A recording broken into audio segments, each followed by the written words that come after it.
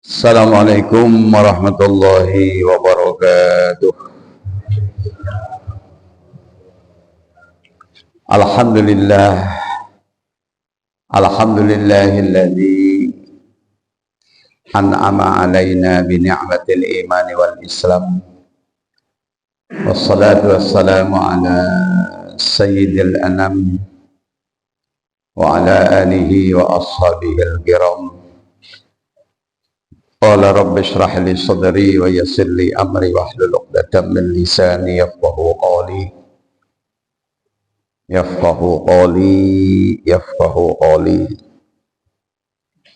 A'udzu billahi minasy syaithanir rajim. Bismillahirrahmanirrahim. Inna a'tainakal kautsar fashalli li rabbika wanhar. Inna syani'aka huwal abtar. Hadratal muhtaramin, para sepuh, ini sepuh dan seluruh jajaran pengurus DKM Masjid Baitul Ma'arif, bapak-bapak dan ibu-ibu hadirin jamaah kaum muslimin muslimat yang dimuliakan Allah Subhanahu wa taala. Pada kesempatan pagi yang berbahagia ini, mari kita bersama-sama mengucapkan syukur. Alhamdulillah, kita diberikan banyak sekali kenikmatan oleh Allah. Sehingga dengan nikmat itu pada pagi yang berbahagia ini, alhamdulillah kita dimudahkan oleh Allah untuk bisa hadir di majelis di masjid yang penuh berkah dan kemuliaan ini. Mudah-mudahan Allah akan memuliakan kita, karena semua kemuliaan itu milik Allah. Innal izzata lillahi jami'ah. Jadi kalau kita ingin menjadi mulia, maka mintalah kemuliaan kepada Allah. Maka insya Allah, Allah akan berikan kemuliaan. Seperti Allah berikan kemuliaan kepada para nabi, para orang-orang soleh, pada para syuhada, kepada para siddiqin. Karena itu perlu diketahui bahwa penduduk sorga itu hanya 4 golongan. Jadi penduduk sorga itu, orang yang akan masuk sorga itu hanya 4 kelompok manusia, yaitu minan nabiyin. Yang pertama adalah para nabi-nabi. Dan tentu kita ini nggak bisa besok masuk sorga pakai KTP nabi, ini nggak bisa, karena kita udah nggak kebagian.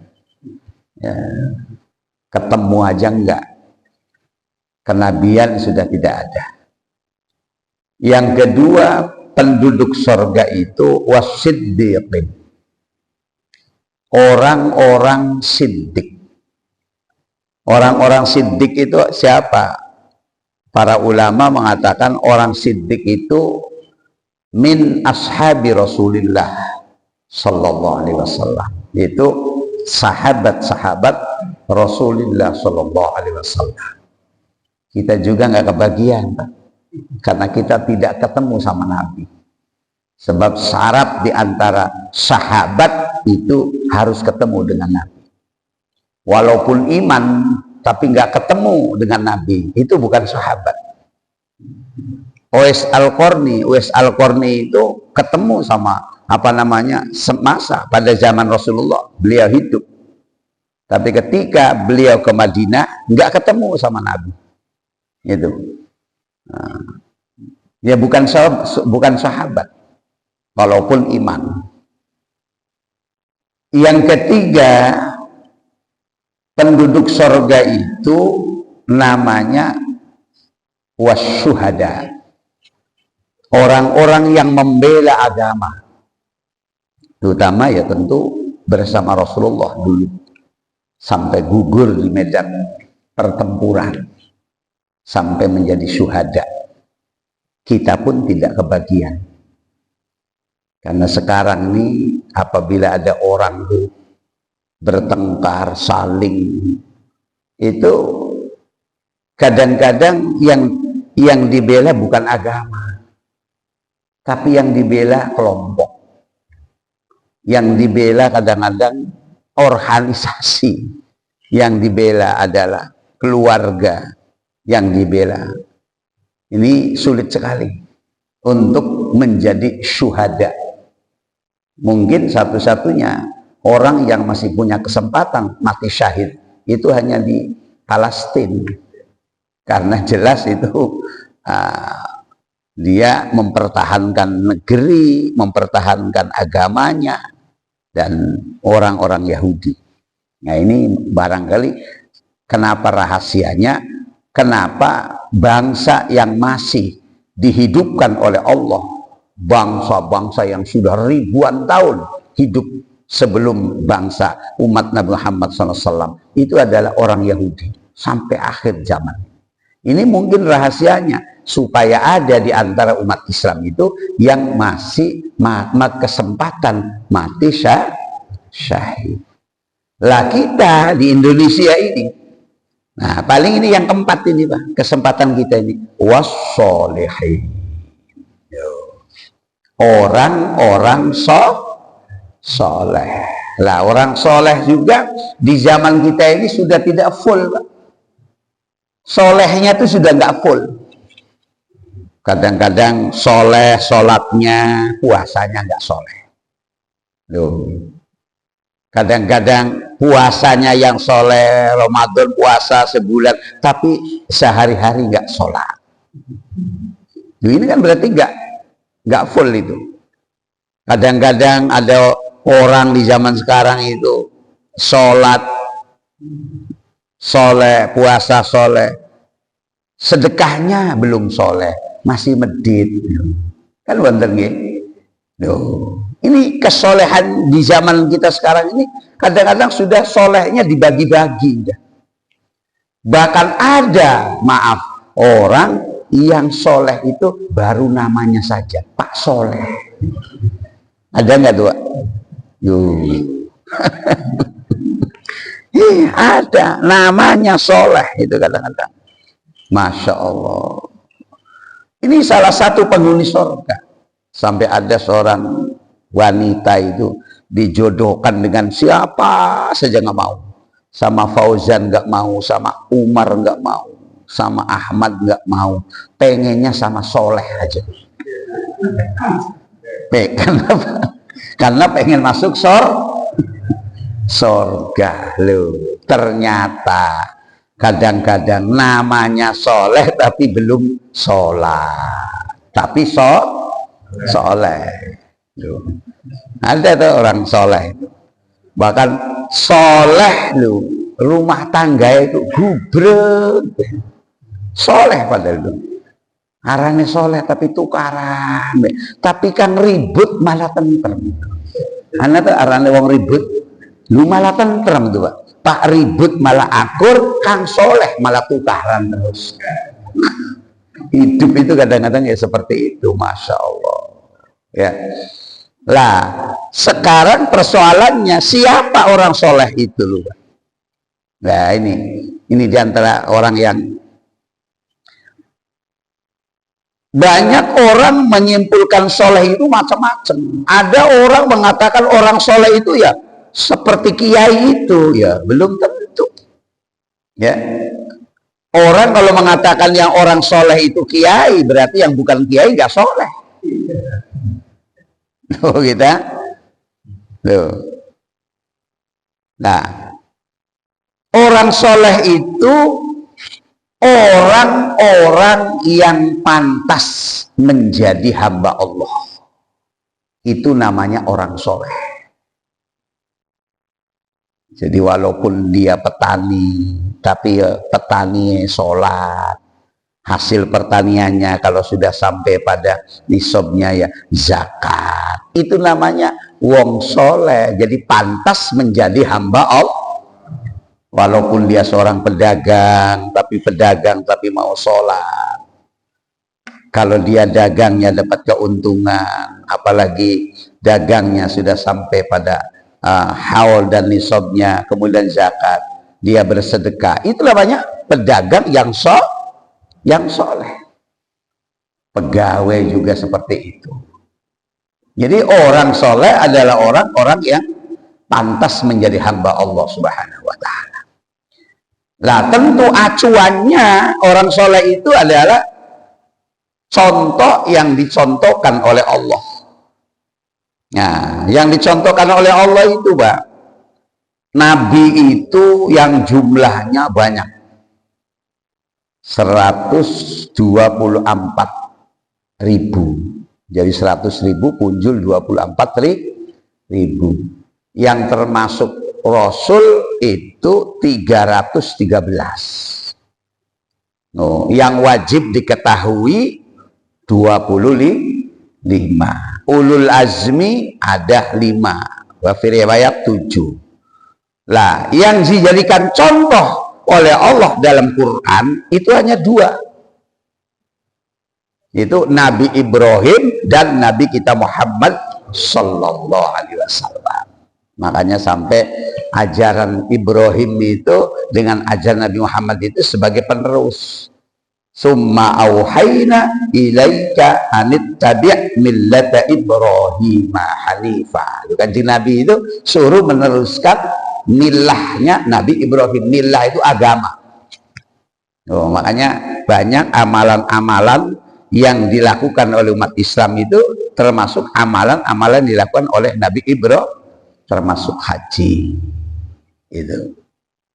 Makanya Mekah itu identik dengan Ibrahim, tapi kalau Madinah itu identik dengan Nabi kita Muhammad sallallahu alaihi wasallam. Lah termasuk ini tadi ayat yang saya bacakan, inna a'toina kal kausar. Jadi kita diperintah untuk berkorban itu termasuk mengikuti Nabi Ibrahim. Jadi pengorbanan itu sejak dulu itu ada. Jadi pengorbanan pada zaman sebelum Nabi Ibrahim khususnya, itu pengorbanan tuh dulu tuh menggunakan manusia. Jadi supaya raja ini panjang umur harus dikorbankan seseorang yang kuat umpamanya. Itu zaman dulu. Bahkan waktu zaman saya kecil aja masih ada tuh Pak, korban manusia itu. Dulu bakal anak wong arep gawe jembatan lu. Kerungu betul. Ada tuh betul gitu. Wadal jadi wong bener. Itu saya kecil aja itu masih dengar. Tuh, jadi lah pada masa Nabi Ibrahim inilah Allah ingin memutuskan bahwa pengorbanan itu tidak boleh untuk mengorbankan manusia. Karena apa? Manusia itu terlalu mulia. Gitu. Terlalu mulia. Karena manusia ini kan makhluk yang mulia. Sebodoh-bodohnya manusia dengan sepinter-pinternya binatang, masih mulia siapa Pak? Loh, anak kecek bisa nyupir. Loh, anak uang orang bisa nyupir. Mulia siapa itu? Padahal pinter kecek itu. Itu contoh Pak. Tetap mulia manusia. Karena Allah telah berjanji, walaqad karramna bani Adam. Loh, sungguh aku telah muliakan anak cucu Adam. Ini manusia. Makanya peristiwa ya, jadi peristiwa korban yang diperintahkan Allah kepada Nabiullah Ibrahim alaihissalam ini, Allah ingin memutus ya aktivitas manusia yang tidak terhormat, yang tidak terpuji, agar manusia menghentikan bentuk-bentuk pengorbanan terhadap manusia. Sehingga waktu itu kan yang disuruh disembelih kan siapa? Ismail. Tapi akhirnya Allah menggantikan dengan seekor domba. Dan domba ini adalah salah satu bentuk pengorbanan dulu yang pernah dilakukan oleh anaknya Adam, yaitu Habil. Itu diantaranya. Ini termasuk ayat tadi, inna a'toinakal kausar. Makanya Allah, sesungguhnya aku telah memberikan kepadamu wahai Muhammad al-kausar. Al-kausar itu apa? Al-kausar itu maknanya nikmat yang banyak. Apa kenikmatan yang banyak itu yang dimaksud oleh ayat itu? Di dalam tafsir dijelaskan, nikmat yang banyak itu yang diberikan Allah kepada Nabi kita Muhammad adalah an-nubuwah, kenabian. Itu nikmat. Kemudian apalagi nikmat yang dimaksud al-kausar? Al-Quran. Itu nikmat yang banyak. Apalagi yang diberikan Allah nikmat yang banyak itu asy-syafa'ah. Nabi diberikan syafaat. Karena besok hari kiamat itu ada syafaatul udma yang tidak bisa dilakukan oleh siapapun kecuali hanya kepada Nabi Muhammad SAW. Ini maka disebut al-kausar, nikmat yang banyak, termasuk diberikan Allah kepada Nabi kita Muhammad SAW. Karena manusia besok hari kiamat, dalam satu hadis itu kan diriwayatkan, hadisnya sangat panjang, ketika manusia itu sudah di mahsyar, ini akhirnya manusia ini saling bertanya, ini bagaimana ini urusannya, kita kok berdiri sudah lama sekali di sini. Coba kita berinisiatif, kita datang kepada Adam, karena Adam ini adalah bapaknya manusia, Abul Basar. Basar itu maknanya kulit, Pak. Bapaknya kulit itu ya Adam. Sebab manusia itu kan ada kulit, ada isi. Jadi kalau kulit itu dibikin dari tanah. Tapi kalau ruh itu berasal dari Allah. Dari Allah. Makanya antara kulit dengan ruh itu penting mana, Pak? Penting ruh. Makanya orang tuh ketika meninggal dunia itu kalau ruhnya sudah keluar, padahal mayitnya masih ada badannya itu, ya kan? Coba Pak, ada orang meninggal dunia tadi malam, kita nengok, kita kadang-kadang tanya, jam berapa dia meninggalkan kita? Padahal mayitnya masih ada. Kok meninggalkan kita? Berarti kan ruhnya itu. Ya kan? Oh iya, jam 4:15 beliau tadi telah meninggalkan kita semua, padahal badannya masih ada. Loh, ini berarti apa? Ruh. Jadi kita ini berfungsi sebagai manusia ini ya karena masih ana ruhe. Bapak masih gelem ngopi ini rabi ana ruhe, Pak. Lamun langkah ruhe masih gelem Mas sampeyan. Ngopi ini. Nah, itu contohnya. Jadi Abul Basar itu adalah Adam, bapaknya kulit. Basar itu maknanya kulit. Jadi bapaknya kulit itu adalah Adam. Apa yang terjadi, Pak? Nabi Adam alaihi salam ketika berbondong-bondong perwakilan manusia ini, bagaimana ini Adam, urusan kita ini, masa kita berdiri saja di sini? Sudah bertahun-tahun, ya. Dijawab oleh Adam, saya nggak bisa hari ini untuk mengadu kepada Allah. Aku masih malu karena aku pernah melakukan dosa. Padahal dosanya Nabi Adam itu sekali loh, Pak. Tapi tekani akhirat masih kelingan. Jadi coba ya kan. Bareng gula sampai dosa pirang-pirang kelalen kabeh. Masya Allah. Ini contoh, Pak. Nabi Adam itu melakukan dosa satu kali, itu keluar dari surga, Pak. Lah kita yang dosanya banyak kok belum masuk surga, pengen masuk surga loh. Logis nggak itu, Pak? Nggak logis kita nih. Wong Nabi Adam dosanya satu, itu ada di surga, itu harus keluar dari surga. Lah kita belum masuk surga, dosanya banyak, pengen masuk. Loh, pantas nggak gitu? Masya Allah. Akhirnya kata Adam, saya nggak sanggup, aku malu hari ini untuk meminta kepada Allah karena aku dulu pernah melakukan dosa. Masya Allah. Coba kamu datang ke Nuh itu. Dia adalah orang setelah aku. Dia berjuang 950 tahun berdakwah. Datang ke Nuh. Ternyata Nuh ini juga angkat tangan. Aku nggak sanggup hari ini untuk menatap wajahnya Allah. Karena aku malu, karena anakku sendiri tidak iman kepada Allah. Masya Allah. Ini Bang, orang punya rasa malu kepada Allah sampai seperti ini. Coba kamu datang kepada Ibrahim. Kedatang Nabi pada Nabi Ibrahim. Karena dia adalah bapaknya para nabi. Kalau Adam itu kan bapaknya manusia. Tapi kalau Ibrahim itu bapaknya para nabi.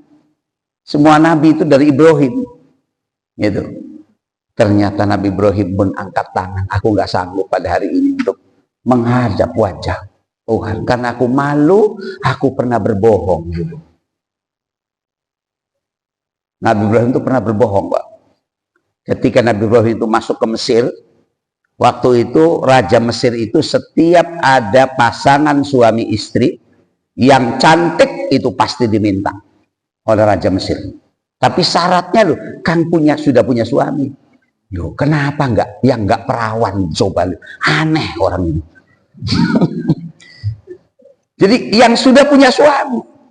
Waktu itu Siti Saro itu di bawah oleh Nabi Ibrahim. Ketika di perbatasan ditanya, siapa ini? Ibrahim kan nggak ingin istrinya dirampas oleh raja. Maka Ibrahim tidak mengatakan ini istriku, tapi hadi ukhti, ini saudara perempuanku. Bohongan. Akhirnya nggak ditangkap tuh. Kalau bilang ini istri saya, wah ditangkap. Karena istrinya Ibrahim Saro itu paling cantik pada itu. Oh, wanita paling cantik. Masya Allah. Aku bohong ya Allah. Nggak mau ya. Coba kamu datang ke Isa. Isa itu kan Ruhullah, ya. Isa itu terkenal dengan Ruhullah. Apa yang terjadi sampai Nabi Isa? Karena Nabi Isa, aku nggak sanggup menghadap wajah Allah pada hari ini. Karena dulu aku pernah dijadikan oleh umatku, pengikutku, aku ini sebagai anak Tuhan. Aku dijadikan sebagai Tuhan. Diperlakukan seperti Tuhan. Aku malu. Sampai akhirnya siapa? Nabi kita Muhammad Sallallahu Alaihi Wasallam. Ini Pak, sujud di bawah aras, bahwa Nabi ini diterima syafaatnya. Ini yang disebut syafaatul udma. Ini yang disebut al-kausar. Maka oleh karena itu kata Allah, karena aku telah berikan banyak sekali kenikmatan kepadamu, fasalli li rabbika wanhar, maka hendaklah kalian sholat. Yang dimaksud sholat di situ bukan sholat wajib, tapi sholat Idul Adha. Tuh itu. Ini yang dimaksud. Fasalli li rabbika, pada Tuhanmu, wanhar, dan berkorbanlah. Ya, makanya kata Rasulullah, orang yang sangat ditekankan untuk melaksanakan korban itu siapa? Man kana lahu sya'ah, orang yang pada hari itu memiliki keleluasaan rizki. Ya, artinya kalau hari itu kita punya rizki, kalau kita ambil rizki sebagian untuk korban, kita itu tidak kekurangan makan, tidak kekurangan pakaian, tidak merasa terhina dalam kehidupan kita. Tetap kita masih tetap mulia, masih bisa makan, masih bisa berpakaian dan sebagainya. Dan itu maka kata Rasulullah, berkorbanlah. Apabila orang yang seperti itu tidak korban, walam, apa kata Rasulullah, man kana usah walam yudhi fala yaqrabanna musallana. Jadi orang pada hari itu kok kaya tapi dia nggak berkorban, maka jangan dekati tempat sholatku. Maksudnya apa? Nggak boleh orang tuh masuk Masjid Nabawi. Maknanya apa? Saking bencinya Nabi orang kaya yang medit loh. Masih akeh betul Pak. wong sugih medit niku. Masih kathah mboten? Masih banyak Kak? Masih. Loh, memang penyakitnya wong sugih ku ya medit. Lho nggih, Pak. Lho penyakitnya wong sugih ku medit. Mulane bagusnya wong sugih loma. Jadi orang itu kan punya amal masing-masing. Baiknya ulama, mengajarkan ilmu. Anak ulama kok meneng, itu jelek gitu. Anak wong sugih loman, wong sugih kok medit, jelek. Maka sabar Rasulullah. Kenapa? Makanya daging korban itu diperuntukkan yang paling besar itu untuk orang fakir. Kenapa? Orang fakir itu Pak makan sama kambing itu setahun sekali kadang-kadang. Tapi wong sugih arep mangan karo wedhus kapan aja bisa. Pernah nggak makan sama kambing, Pak? Loh itu. Loh. Iya istilahnya orang kaya tuh mau makan sama sapi, mau makan sama kambing, kapan aja bisa. Tapi orang fakir makan sama kambing, ya Allah, nunggu idul. Masya Allah Pak, saya malah pernah melihat orang-orang di kampung tuh kalau sudah masuk bulan haji itu ngetok tring, motong tring tuh, bikin sujen. Iku dudu dagang sate, ora dagang apa. Lu sampean gawe sujen nggak apa. Bukan anak wong korban Pak Kiai. Lah sono. Bayangkan Pak, kalau sampai nggak ada orang korban, mengecewakan mereka. Wis gawe sujen pirang-pirang. Masya Allah. Loh ini jangan mengecewakan mereka. Makanya Rasulullah Shallallahu Alaihi Wasallam itu salah satu pesannya Nabi itu diantaranya apa? Amaroni Robbi ayyuhibbal fuqara. Aku diperintah oleh Tuhanku untuk mencintai orang-orang fakir. Sebab wong fakir itu kenapa suruh dicintai, Pak? Orang fakir itu jumlahnya lebih banyak daripada orang kaya. Makanya sampean bakal pengen pilkada, lu senengi wong fakir menang. Sebab suaranya banyak. Loh, secara politik Rasulullah mengajarkan seperti itu. Cintai orang-orang fakir. Loh. Terus orang fakir itu kendel, Pak. Bukan kayak wong sugi. Wong sugi ku kecing. Sok, umai wong fakir diketuk jam 12 malam dibuka. Wonten apa, Pak? Loh. Sok umai wong sugi jam 12 bunyi diketuk.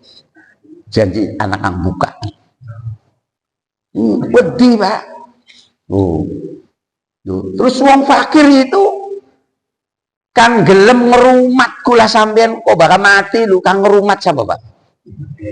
Ayo coba. Kan duduk luar tuh siapa? Wong fakir, Pak. Kan nanti akan ngurusi bangkai kita tuh.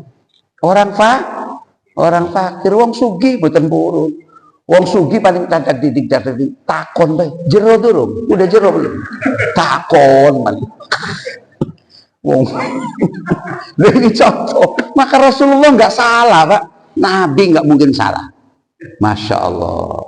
Itu makanya kalau kita diberi kenikmatan oleh Allah, ya sholat itu lambang bagaimana wujud habluminallah, wanhar itu bentuk lain dari habluminan hubungan baik dengan manusia. Makanya hewan korban itu boleh diberikan ke orang fakir sebagian besar 2/3 itu ya diantaranya.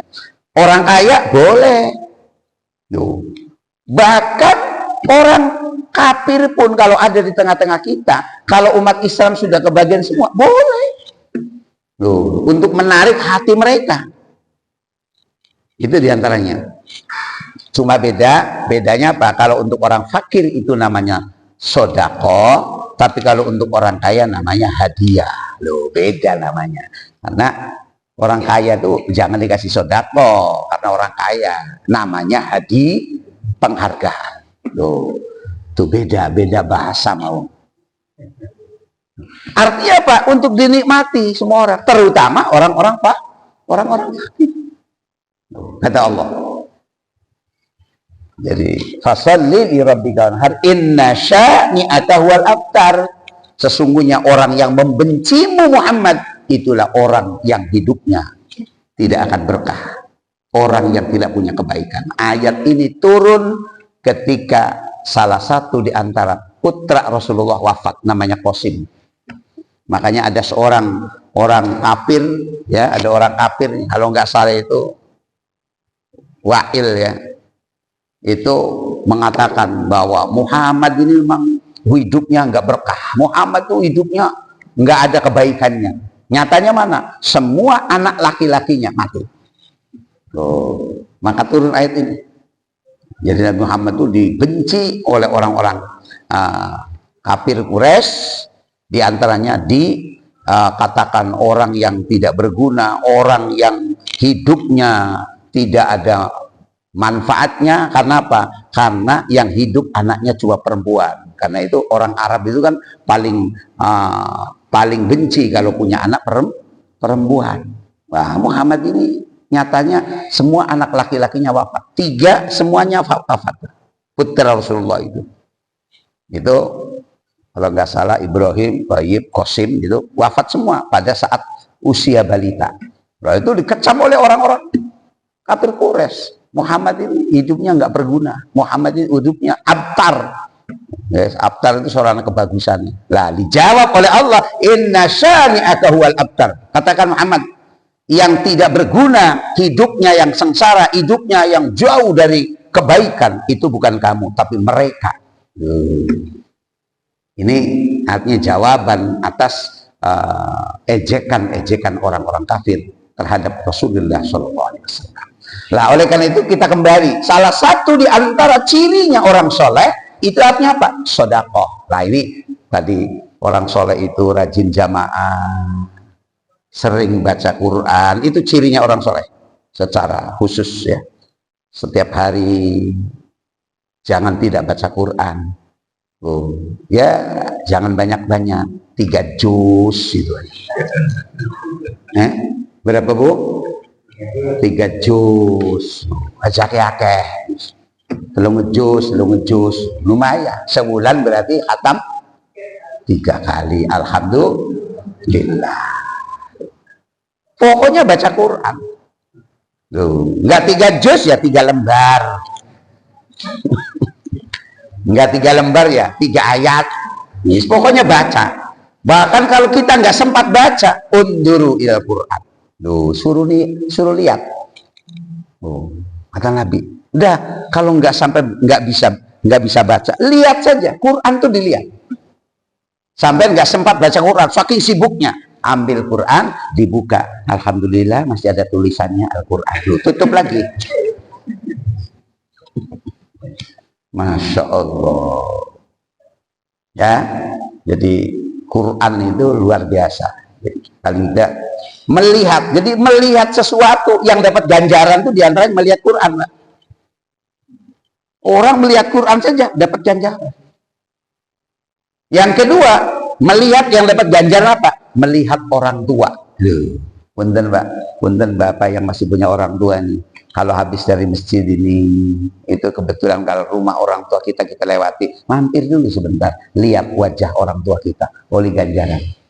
Apalagi kalau kita melihatnya menggembirakan mereka.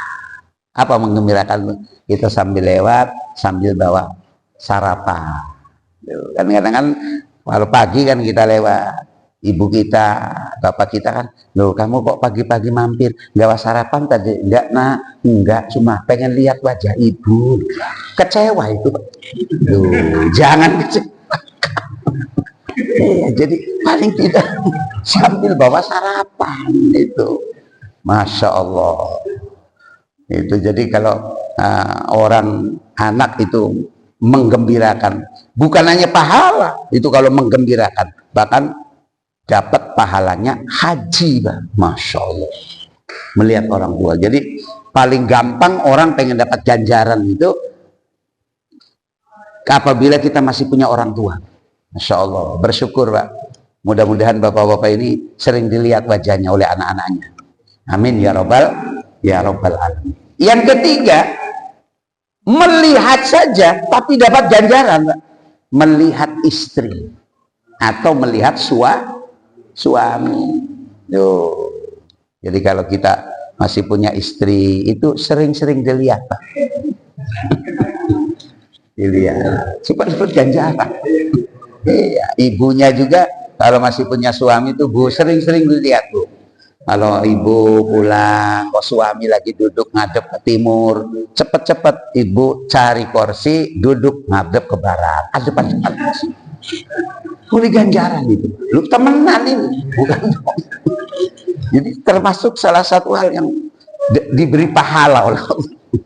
Ya, karena itu melihatnya suami istri ketika sudah sepuh itu bukan rasa mawaddah, bukan rasa cinta, tapi sayang. Jare bahasa Cirebon melas. Lu ibu nyawang laki melas meten, Bu. Bukan cinta kan, melas kan sekarang. Lu melas suami opa gagi durung sarapan, melas itu. Itu termasuk dapat ganjaran. Yang keempat, melihat saja dapat pahala. Loh, apa itu? Melihat Ka'bah. Loh. Jadi orang masuk Mekah itu yang dapat dikasih ganjaran, bukan orang yang tawaf saja, bukan orang yang tahiyatul masjid saja, bukan orang yang iktikaf duduk di masjid iktikaf, tapi melihat Ka'bah boleh ganjaran. Masya Allah, itu gampang sekali kita kalau nurut sama agama, nurut. Jadi orang mukmin itu enak sekali hidup. Hadirin yang dimuliakan Allah Subhanahu wa Ta'ala. Jadi kembali lagi, nah, termasuk salah satu ciri orang soleh adalah as-sodaqoh, kasrotus sodaqoh, banyak-banyak bersedekah. Termasuk sodaqoh yang termasuk sodaqoh yang baik. Sodaqoh yang baik itu pada bulan Dzulhijjah itu adalah korban, karena khusus ini, Bang. Sodaqoh ini sodaqoh khusus. 1 tahun kita hanya diberi waktu 4 hari, tanggal 10, 11, 12, 13. Itu 4 hari. Selain 4 hari itu sodaqoh biasa, walaupun kita menyembelih kambing, walaupun kita menyembelih sapi. Tapi kalau 4 hari ini, makanya kan bukan hanya jadi sodaqoh, bahkan hewan korban kita ini besok hari kiamat yang akan menuntun kita, yang akan menjadi tunggangan kita, dan tunggangan itu tidak akan berhenti sebelum kita masuk ke dalam surga Allah Subhanahu wa Ta'ala. Oleh karena itu bagi yang mampu silakan kita untuk berkorban. Bab korban itu lah, tahun kemarin saya udah, ya nggak apa-apa tahun ini. Sebab korban itu kata ulama seperti gunting kuku, Pak. Seperti menggunting kuku. Loh, Nabi Ibrahim ini kan gunting kuku ini termasuk syariatnya Nabi Ibrahim. Loh. Maknanya apa? Seperti menggunting kuku. Kuku ini kalau panjang digunting, dipotong. Panjang lagi ya dipotong lagi. Rizki kita juga seperti itu. Bapak tahun ini kok rizkinya panjang, potong lagi buat korban. Loh. Itu maksudnya. Ya, terus kira-kira tahun ini rizkinya panjang tapi pendek, Pak? Ya, panjang mudah-mudahan. Amin. Ya Robbal alamin. Tuh, jadi seperti gunting rambut, seperti gunting kuku, itu korban itu. Jadi kalau rezeki kita kok banyak lagi, gunting lagi sedikit buat korban. Itu gunting lagi. Minimal untuk mewakili keluarga kita minimal 1 ekor kambing. Itu bisa dijadikan bahwa keluarga itu diwakili, ya, termasuk orang yang berkorban pada tahun ini. Nah, sekarang ini kan ada istilah perdebatan, apa bagus kambing, apa bagus sapi. Nggak usah diperdebatkan, yang penting sampean pengennya apa. Namun diperdebatkan, gua balas orang tidak korban. Dia sekarang tuh segala macam. Jadi udah pokoknya Nabi pernah mencontohkan, Nabi juga pernah berkorban kambing, gitu, untuk atas nama diri dan keluarganya. Tapi juga Nabi ketika di Hudaybiyah pernah dengan para sahabatnya juga memotong seekor unta bersama 7 sahabatnya. Loh, itu jadi anak dasar kabeh. Jadi jangan dipertajam. Akhirnya debat juga gila-gila. Akhirnya nggak ada yang korban. Lah, buat Pak. Jadi segala sesuatu tuh kalau dipertajam, kalau dijerok-jerok, nah kita malah jadi repot ya. Jadi yang penting bahwa udah ada syariatnya, contohnya sudah ada, dan kedua-duanya itu contohnya Nabi kita Muhammad Sallallahu Alaihi Wasallam. Oleh karena itu, mari kita mudah-mudahan diberikan oleh Allah Subhanahu Wa Taala kekuatan ya, kekuatan bukan hanya kekuatan ibadah ya, sholat. Artinya bukan hanya kekuatan bagaimana kita membangun hubungan baik kepada Allah, tapi kita diberikan kekuatan untuk membangun hubungan baik dengan sesama manusia. Sebab punten Bang, kita menjaga hubungan baik dengan Allah itu lebih mudah. Karena Allah itu Maha Pemaaf. Ya. Allahumma innaka afuwun tuhibbul afwa. Tuhan itu hobinya memaafkan. Tuhan tuh hobinya memaafkan manusia, Pak. Jadi kalau kita sholat kurang sedikit-sedikit, ya udah, insya Allah dimaafin. Baca Quran kadang-kadang kurang sedikit-sedikit, insya Allah dimaafkan. Karena Allah itu hobinya pemaaf. Tapi yang susah itu hubungan dengan orang. Lupa. Coba sampean urusan karo Allah gampang, urusan karo Rabi lu beli peragat-peragat gitu.